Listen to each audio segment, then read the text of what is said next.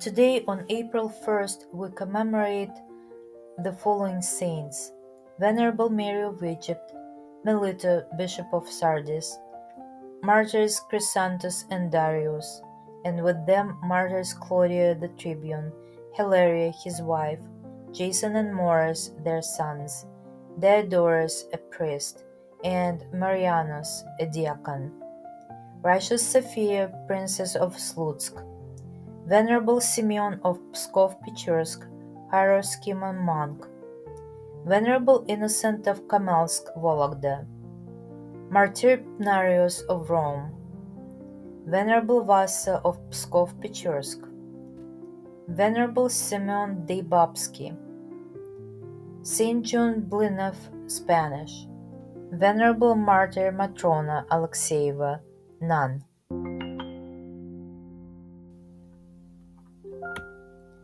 April 1st is the feast of a little-known saint whose story demonstrates the power of Church as the home of forgiveness, redemption, and mercy. Saint Mary of Egypt was a prostitute for 17 years before she received the Eucharist and chose the life of a hermit. Born in 344 AD, Mary of Egypt moved to the city of Alexandria when she was 12 years old and worked as a prostitute. With the intention of continuing her trade, she joined a large group that was making pilgrimage to Jerusalem for the feast of the exaltation of the Holy Cross.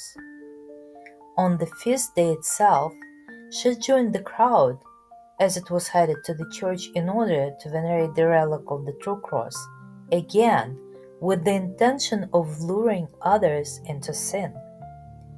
When she got to the door of the church, she was unable to enter.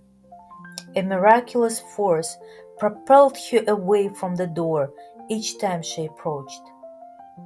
After trying to get in 3 or 4 times, Mary of Egypt moved to a corner of the churchyard and began to cry tears of remorse. Then she saw a statue of the Blessed Virgin. She prayed to the Holy Mother for permission to enter the church for the purpose of venerating the relic. She promised the Virgin Mother that if she were allowed to enter the church, she would renounce the world and its ways. Mary of Egypt entered the church, venerated the relic, and returned to the statue outside to pray for guidance.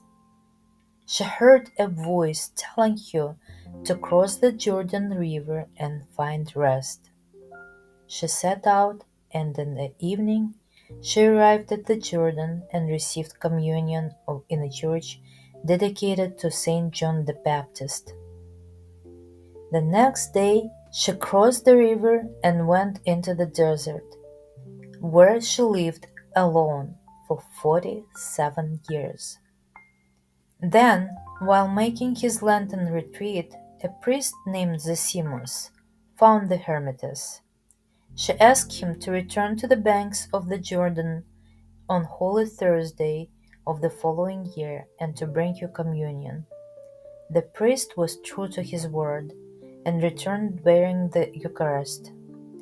Mary told him to come back again the next year, but to the place where he had originally met her. When Zosimus returned in a year's time, he found Mary's corpse. On the ground beside it was a written request that she be buried, accompanied by a statement that she had died 1 year ago in 421 AD on the very night she had received Holy Communion.